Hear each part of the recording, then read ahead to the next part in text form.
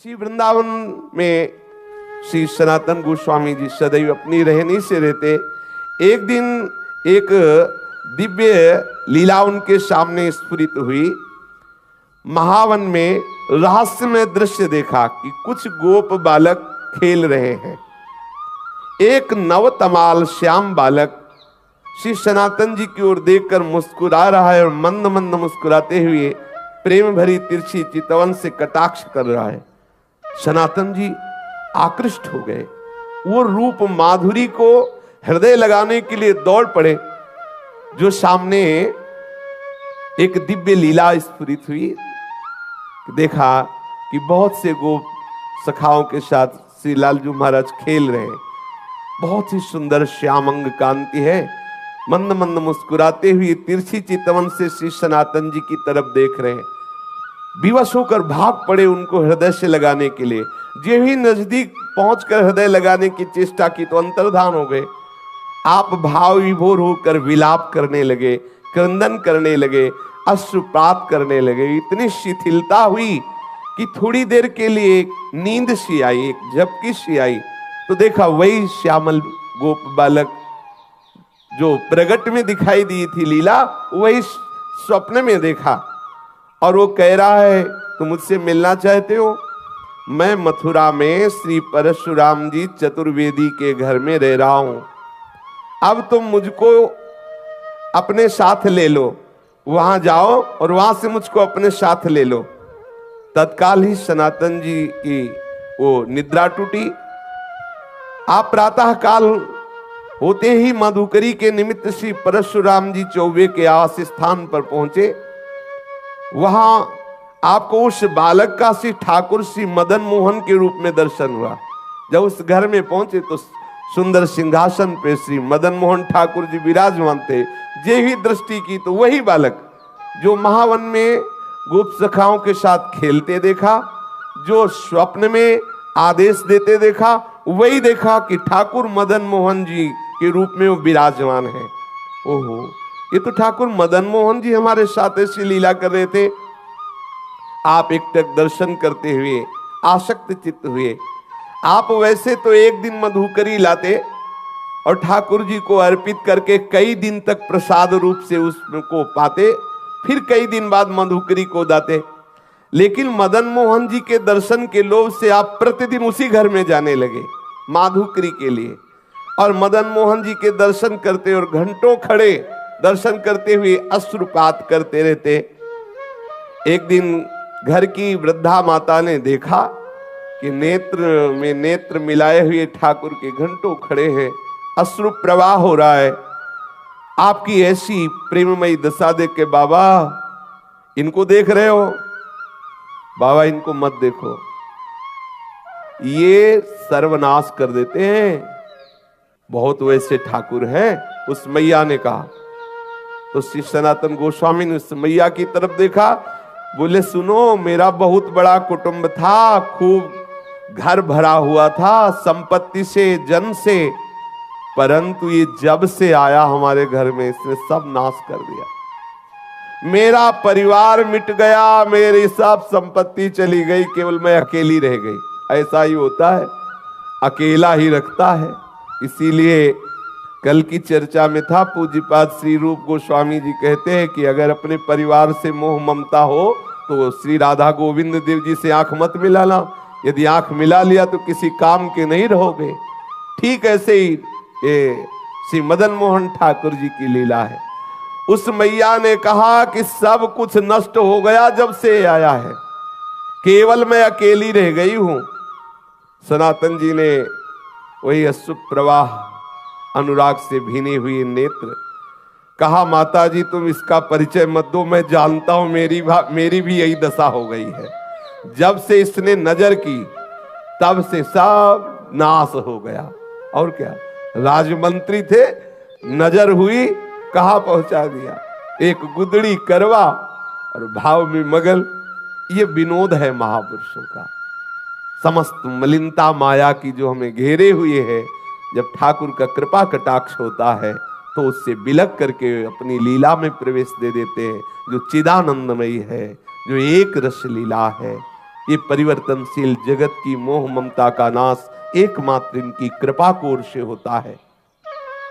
जब से इनसे प्रीति की तब से मेरा सर्वनाश हो गया, श्री सनातन जी ने कहा। इसलिए नाश का अब तो कोई भय रहा नहीं, कोई बचा ही नहीं तो क्या भय है। मेरे निकट जो भी था अब वर्तमान में कुछ नहीं रह गया है, ये इसी की नजर का चमत्कार है। वृद्धा ने कहा तो भी तुम इसकी तरफ देख रहे हो, देखो तुम्हें पसंद आ गया क्या? बोले तो पहले से ही हम राजी हैं, इसके नेत्रों में पहले ही बिक चुके हैं। मैं तो वृद्ध हो चली हूं और मैं सोच भी रही थी कि अब इसकी सेवा कौन करेगा मेरे बाद, क्योंकि परिवार में तो कोई बचा नहीं। देखो इससे कोई ये मत समझ लेना कि ठाकुर से प्रेम करोगे तो तुम्हारा परिवार नष्ट हो जाएगा, ऐसा नहीं। इसका आंतरिक रहस्य है। जब से मदन मोहन जी पधारे तो एक एक करके अपने धाम भेज दिया, अपनी नित्य लीला में सम्मिलित, जो बड़े बड़े योगियों के लिए दुर्लभ है। ठाकुर मदन मोहन पधारे उस चौबे जी के घर तो सबको अपनी दिव्य लीला में प्रवेश दे दिया। लौकिक धन हटा करके चिदानंद वस्तु प्रदान की। हमारी पार्थिव बुद्धि कहीं ऐसा न सोच बैठे कि ठाकुर से जुड़ने का मतलब है संकट विपत्तियां, ऐसा नहीं। जो प्रभु के चरणों में अपने चित्त को लगा देता है तो बिना अन्य साधन के भी प्रभु उसको स्वीकार कर लेते हैं और अपने दिव्य धाम, दिव्य स्वरूप, दिव्य लीलाओं में प्रवेश दे देते हैं। यहां से हटा देते हैं ये जो माइक लीला है, जन्म मृत्यु दुखद भयावह, इससे हटाकर जहां कोई भय नहीं, महासुख है, वहां पहुंचा देते हैं। वृद्धा ने कहा बाबा मैं तो वृद्ध हो चली हूं, था मेरी यही अभिलाषा है, इनको कोई न कोई ले जाएगा ही, मेरे से पूजा सेवा बनेगी नहीं और मैं भी ऊब गई हूं, इससे हमें कोई लाभ प्राप्त हुआ नहीं। क्योंकि वो बाह्य दृष्टि से विनोद में बोल रही कि अब अगर इन लाभ प्राप्त होता तो कम से कम नाती पनाती ही होते, इसकी सेवा कोई नहीं बचा, मैं ही अकेले बची हूं। और ये ऐसा ही करते हैं। श्री राधा बाबा कहते इनका जलनुआ स्वभाव है, ये दूसरिया नहीं रहने देते। ये प्रेम गलित साकरीता में दो न समाए। अगर तुम पूछो कि तुम्हें लाभ क्या प्राप्त हुआ तो यही प्राप्त हुआ कि सपरिवार कुटुंब सब खत्म हो गया है। अब मेरी मृत्यु का समय आ रहा है, कोई ना कोई तो इसकी सेवा के लिए चाहिए ही, और मैं किसको सौंपूं? मैं दे भी उसी को सकती हूं जो इससे प्यार करे। मुझको बड़ा संतोष हुआ तुम्हारे नेत्रों में इसके प्रति प्यार देख करके। आप देखो इसी से पहचानो कितना प्यार करती ठाकुर को। तुम्हारे नेत्रों में अपने ठाकुर के प्रति प्यार देख करके मुझे संतोष हुआ कि तुम सेवा करोगे। देखो अपने नेत्रों से मैं इन्हें ओझल नहीं होने देना चाहती, परंतु बाबा अब मेरा शरीर बूढ़ा हो गया है, अब मेरे से सेवा का ये कार्य हो नहीं सकता और बिना सेवा के ठीक नहीं है, इसलिए इनको तुम ले जाओ। श्री सनातन गोस्वामी जी ने कहा मैया यदि ऐसी बात है तो तुम इन्हें मुझे दे दो, मैं इन्हें अपने संग ले जाऊं। वृद्ध माता ने कहा बाबा इन्होंने जब मेरा ही सर्वनाश कर दिया तो मुझे डर है कि कहीं कुछ और आपके साथ ना हो जाए। बाबा ने कहा कि मैया हानि वाला कुछ रह ही नहीं गया है हमारे पास, जिससे हानि होगी वो कुछ रह ही नहीं गया है, क्योंकि इन्होंने मेरा तो पहले ही सर्वस्व छीन लिया है। अब एक शरीर में लंगोटी है, ये गुदड़ी है, ये करवा है, जब चाहे तब छीन ले, इसका मुझे कोई भय नहीं है। बाबा श्री सनातन गोस्वामी जी श्री ठाकुर मदन मोहन जी को अनन्य भाव से, वो तो अंदर का जो प्रेम है उसी को देख करके तो ठाकुर ने आकर्षण किया है। वृद्धा माता जी अश्रु प्रवाहित होकर के ठाकुर जी को हृदय से बार बार लगा करके श्री सनातन गोस्वामी जी को दी। सनातन गोस्वामी अत्यंत प्रसन्न होकर मानो महानिधि है भी महानिधि, अब जिनको ऐसे ठाकुर लाडले प्राप्त हुए हो सोचो उनको कितना सुख। सनातन जी बहुत प्रसन्न मुद्रा में ठाकुर जी को हृदय से लगाकर श्रीधाम वृंदावन में ले आए और आदित्य टीला में श्री ठाकुर जी महाराज को विराजमान, ये जो लाल पत्थर का मंदिर है टीले पे, इसे आदित्य टीला कहते हैं। उनकी पर्णकुटी वहीं थी, वहीं ठाकुर जी को विराजमान किया। सनातन जी की दिनचर्या में उदर पोषण के लिए माधुकरी वृत्ति ही थी। एक दिन ले आते, कई दिन प्रयोग करते, परंतु अब कुटिया में ठाकुर जी पधारे। अब श्री सनातन जी श्री ठाकुर जी के भोग के लिए आटा मांग के लाते और उपला बीन लेते और उसी आटे का गोला बनाकर उपला में पका लेते और ठाकुर जी को अर्पित करते और वही प्रसाद पाते। वैसे तो कई कई दिन तक माधुकरी का भोग लगा के पाते, लेकिन जब से ठाकुर मदन मोहन आए तो रोज आटा लाते और उसी का बाटी बनाकर ठाकुर को अर्पित करते। ठाकुर जी को जब भोग अर्पित करते तो ठाकुर जी मुंह बनाते, क्योंकि चौबे जी के यहाँ मलाई रबड़ी पाले वाले प्रसिद्ध है, मथुरा के चौबे, वहां तो खूब सुंदर राजभोग चलता रहता है। आज भी है, शाम के भांग छानेंगे फिर उनका प्रसाद देखो शाम वाला। हाँ, उनके लीवर की अलग से रचना है, वो मतलब सबके पचले की बात ले, वो अलग होता है, भगवान बना के भेजते हैं वैसा। हमने तो सुना है, देखा तो है नहीं कि 2-2.5 किलो रबड़ी कोई ज्यादा नहीं है, ऐसा सुना है कि ऐसे हाँ ऐसा सुना है कि वो जब भांग छली होती ना तो 2-2.5 किलो ऐसा हमने सुना। तो ठाकुर जी रबड़ी छालने वाले, अभी यहाँ सूखी बाटी, उसमें नमक भी नहीं, अब कुछ कह नहीं सकते, लेकिन मुंह बुलाते ठाकुर जी, जो ही ऐसे बाटी रखते। ठाकुर एक दिन हिम्मत करके, ठाकुर जी देख लो ये प्रेम का बल, जैसे कोई बच्चा डरता है ना बड़ों से, ऐसे ठाकुर जी डरते थे श्री सनातन गोस्वामी से। थोड़ा डरते हुए कहा, बाबा ये सूखी बाटी गले से उतरती नहीं है, आप ये जली जली बाटी हमको भोग लगाते हो, हमारा उधर भी काम नहीं कर रहा हो, गले से सरकती नहीं है। अरे इतना नमक तो डाल दिया कर, इतना नमक डाल दिया कर। श्री मदन मोहन जी के मुख से सुनकर के सनातन जी मुस्कुराए और बोले, देखो हमें महाप्रभु ने आदेश किया है कि वृंदावन वैराग्य से रहना।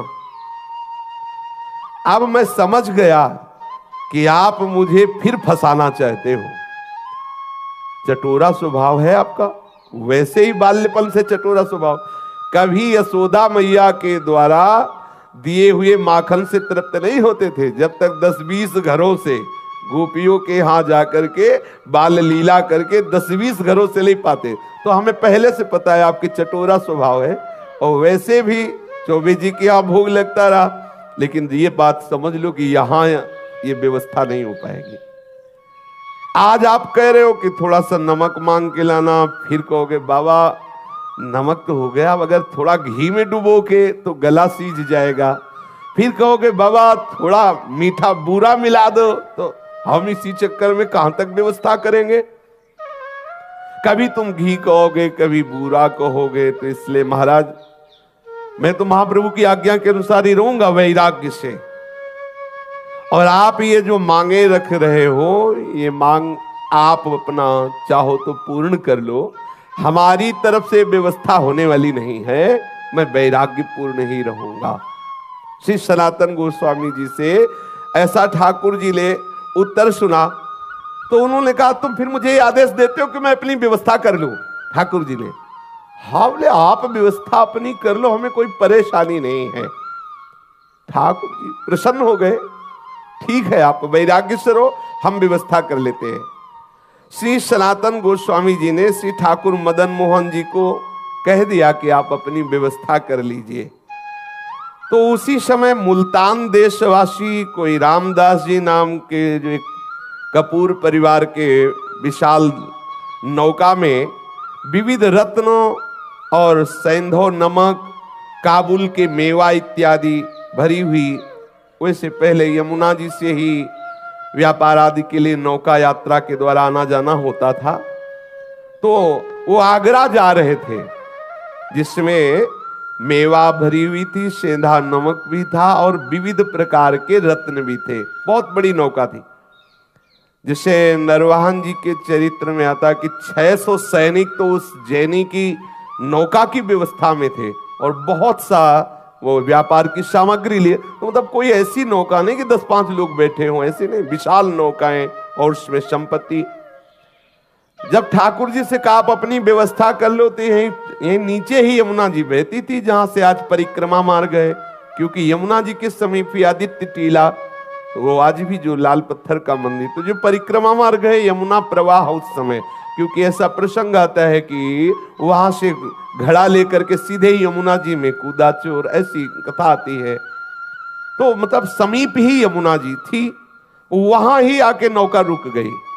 अब बहुत प्रयास किया, नौका वहां से चली ही नहीं। अब अनेक प्रयास करने पर जब हार गया, चलने की बात क्या, नौका हिली डुली भी नहीं, क्योंकि ठाकुर जी जजमान पटाना चाहते हैं। अब श्री रामदास जी कपूर परेशान हो गए, तो ठाकुर जी ही एक गोप वेश बालक का धारण करके गए और कहा, रे सुन, ये नौका ऐसे नहीं निकलेगी, अगर तुझे नौका निकालना है तो देखो वो संत भगवान बैठे उस वृक्ष के नीचे, सनातन गोस्वामी जी के लिए कहा, वहां जा दंडवत कर, कुछ मनौती मान तो नौका निकल जाएगी, हम तुमको पक्की सलाह देते हैं। अब वो श्री सना, और ये कौन बालक, वही है ठाकुर जी पटा रहे हैं, नाव रोका और भेज रहे हैं, पर बिना सनातन जी के। ये देखो इनका दुलार देखो, ठाकुर कितना अपने जनों को प्यार करते हैं। वैसे ये सबके साहब हैं, लेकिन जो इनकी दास्ता स्वीकार कर लेता है, वो ठाकुर अपना साहब उसे बना लेता है। कैसा करुणामय है।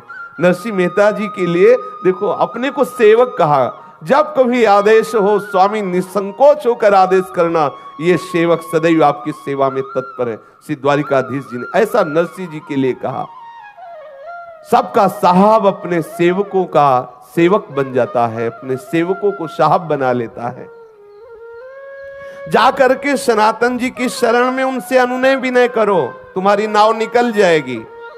रामदास कपूर तत्काल जिधर उस गोप बालक ने संकेत किया था वहां गए। श्री सनातन गोस्वामी जी बैठे हुए श्री प्रिया प्रीतम के चिंतन में डूबे हुए थे।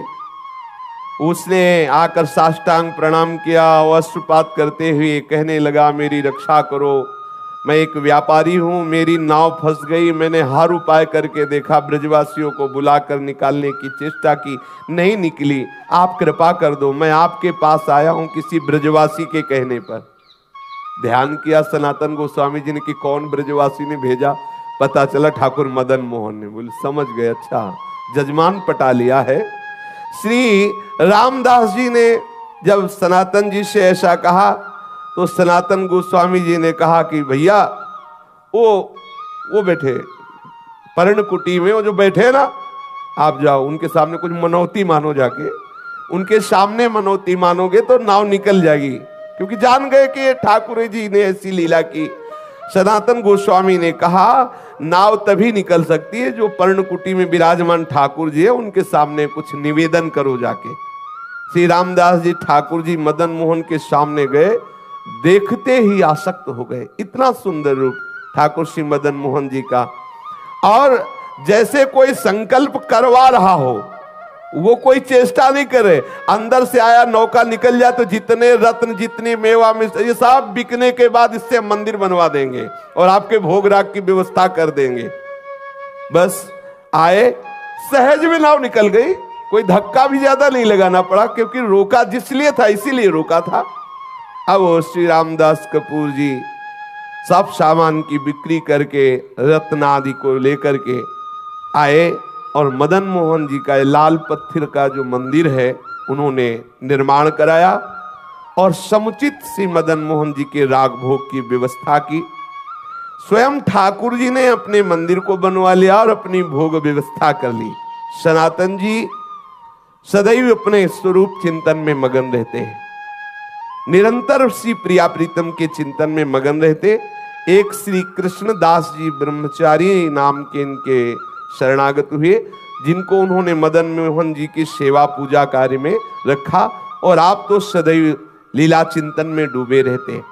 आज श्री मदन मोहन ठाकुर जी करौली राजस्थान में विराजमान है। श्री सनातन गोस्वामी जी का नित्य प्रति का नियम था, वृंदावन से पैदल जाना, श्री गोवर्धन जी की परिक्रमा करके पैदल आना कितना कठिन। अपने गिरिराज जी की परिक्रमा होने के बाद तो 10 कदम भी पैदल चलने की सामर्थ्य नहीं रह जाती। देखो कैसे महापुरुष यहां से पैदल जाते, गिरिराज जी की परिक्रमा दे करके पैदल आते। श्री ठाकुर जी ने जब देखा कि इनका शरीर बहुत वृद्ध हो गया है, फिर भी इनका नियम दृढ़ है, तो कहा कि अब आप मत आया करो, आपका शरीर वृद्ध हो गया है। तो उनका रहा नहीं जाता, ये प्रीति है, रहा नहीं जाता बिना परिक्रमा के, बिना आपके दर्शन के। तो श्री ठाकुर जी महाराज स्वयं प्रकट होकर के एक शिला प्रदान की, जिस शिला पर श्री ठाकुर जी का चरण चिन्ह अंकित है, और कहा बाबा तुम इस शिला की परिक्रमा कर लिया करो, इसकी परिक्रमा से तुम्हें संपूर्ण गिरिराज गोवर्धन की परिक्रमा का नियम पूर्ण हो जाएगा, वैसे ही आपको आनंद प्राप्त होगा। वो पावन शिला वर्तमान में श्री वृंदावन में श्री राधा दामोदर जी के मंदिर में विद्यमान है। सब लोग प्राय दर्शन करते हैं। प्रतिदिन आदित्य टीला से श्री सनातन गोस्वामी श्री गोपेश्वर महादेव जी के भी दर्शन करने जाते थे। तो महादेव जी ने देखा कि जब बहुत एकदम वृद्ध हो गए हैं, तब उनसे कहा कि तुम यहां रोज गोपेश्वर मत आया करो। बोले आपके दर्शन का नियम है, तो मैं मध्य में ही प्रकट हो जाता हूं। तो जो बनखंडी महादेव जी हैं, उस रूप में श्री गोपेश्वर महादेव जी प्रकट हो गए, और पूज्य श्री सनातन गोस्वामी जी उनके रोज दर्शन करते, बड़े ही अकिंचन। गौड़ देश में वर्धमान जिला के एक गरीब ब्राह्मण अपनी गरीबी से बहुत दुखित होकर धन प्राप्ति के लिए आशुतोष भूत भावन भगवान शंकर की आराधना की। भगवान शंकर जी प्रसन्न हुए और स्वप्न में आदेश किया कि जाओ श्री वृंदावन धाम में श्री सनातन गोस्वामी जी नाम के एक महापुरुष निवास करते हैं, उनके पास पारसमणि है, और श्री सनातन जी तुम्हें वो पारसमणि दे देंगे। ब्राह्मण देव को ऐसा भगवान महादेव जी ने आशीर्वाद दिया, जाओ। ब्राह्मण देव बड़े आनंद में मगन होकर श्री वृंदावन धाम आए, और यहां पता लगाया संतों से, पता चला श्री गोस्वामी श्री सनातन जी का। वो वहां गए, श्री गोस्वामी जी को देखा, श्री सनातन जी को, एक गुदड़ी, एक करवा और शरीर पे कौपीन। उनके मन में निराशा हुई कि जो खुद ऐसी गरीबी से रह रहे हैं, वो हमें पारसमणि क्या देंगे। भगवान शंकर के वचन तो झूठे नहीं हो सकते, और उन्होंने इन्हीं के लिए कहा है कि इनके पास जाओ तो तुम्हें धन बनाने वाली पारसमणि मिल जाएगी। अगर इनके पास पारसमणि होती तो ये ऐसे कैसे, फटी पुरानी गुदड़ी, रज का करवा, एक लंगोटी लगी हुई। प्रणाम किया, बाबा मैं आपके पास आया हूं। सनातन जी ने कहा किस हेतु से आए हो। तो उन्होंने कहा कि मुझे भगवान शंकर ने भेजा है कि आपके पास पारसमणि है और आप मुझे प्रदान करें। सनातन जी ने कहा हाँ, मैंने कभी उसे छुआ तो है नहीं, पास तो है नहीं। यमुना स्नान करने जा रहा था तो एक दिन पैर से टकरा गई थी, तो वहीं उसे रेती से ढक दिया और पुनः यमुना स्नान किया, जिससे किसी दिन स्नान करके वापस आते समय दोबारा हमारे स्पर्श ना हो जाए, नहीं तो मुझे पुनः स्नान करना पड़ेगा, श्री ठाकुर जी की सेवा पूजा में विलंब हो जाएगा। ब्राह्मण देव को लगा इतनी अशुद्ध होती पारसमणि कि स्नान करना पड़ता है। ब्राह्मण देवता ने कहा अच्छा आप मुझे बता दे चल के कि वो पारसमणि का है, दूर से बता दीजिए। ब्राह्मण देव को श्री सनातन गोस्वामी ले गए और बोले इसी जगह कहीं थी, आप बालू हटाइए। तो जे भी वहां बालू हटाई, थोड़ी देर में ही तो देखा चमकती हुई पारसमणि। ब्राह्मण को लगा मैं परीक्षा करके देखूं कि कोई चमकदार पत्थर है या पारसमणि है।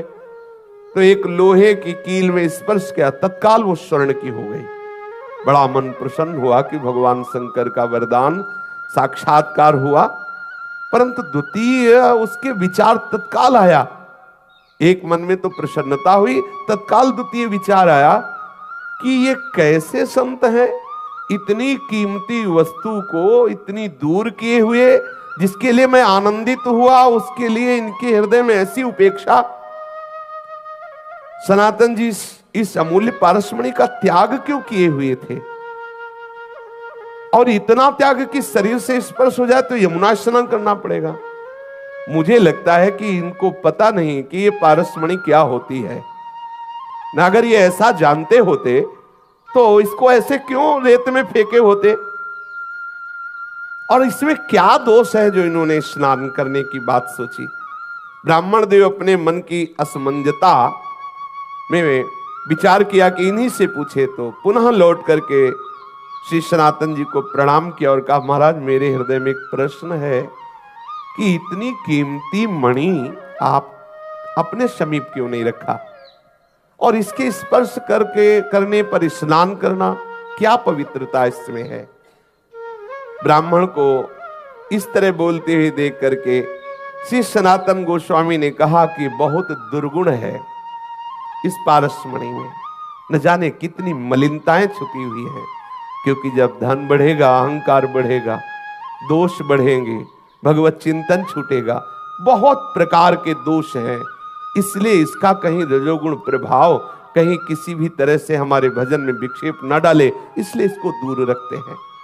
और ये हमारे लिए मणि पत्थर से बढ़कर कुछ नहीं है, क्योंकि हमारे पास जो मणि है उस मणि के सामने है ही क्या। तो तत्काल ब्राह्मण बोला, महाराज आपके पास कौन सी मणि है? बोले, इंद्रनील मणि श्याम मनोहर।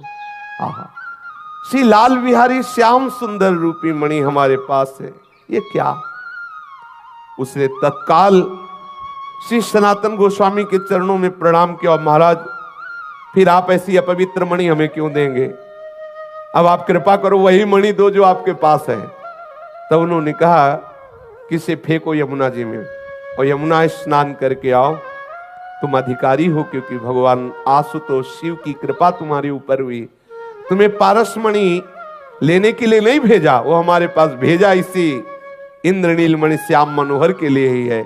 पर तुम्हें विश्वास हो जाए और तुम्हारी समझ में आ जाए कि पारसमणि को भी त्यागने की सामर्थ्य श्री श्याम सुंदर के चरण अनुरागियों में होती, इसलिए लीला कराई। जाओ स्नान करके आओ, इसे यमुना में फेंक दो। पारसमणि को फेंक दिया, स्नान करके आए। श्री पूज्य सनातन गोस्वामी जी ने उन्हें दीक्षा दी, उन्हें भगवत संबंध से युक्त किया और निरंतर वो वृंदावन धाम वास करके भगवत चिंतन करते हुए वो भगवत धाम को प्राप्त हुआ। विक्रम संवत 1615 सप्त गोस्वामी ग्रंथ के आधार पर विक्रम संवत 1611 आषाढ़ पूर्णिमा के दिन प्रातः काल श्री सनातन गोस्वामी पाद जी ने नित्य निकुंज लीला में प्रवेश किया।